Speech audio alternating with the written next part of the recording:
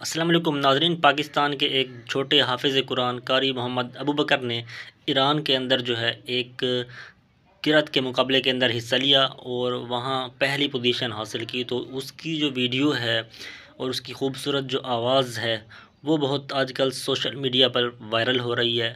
आप भी ये खूबसूरत आवाज़ सुने और इसके बारे में आप अपनी राय कमेंट सेक्शन के अंदर हमें ज़रूर बताएं कि आपको ये इस बच्चे की आवाज़ कैसी लगी। तो सुने।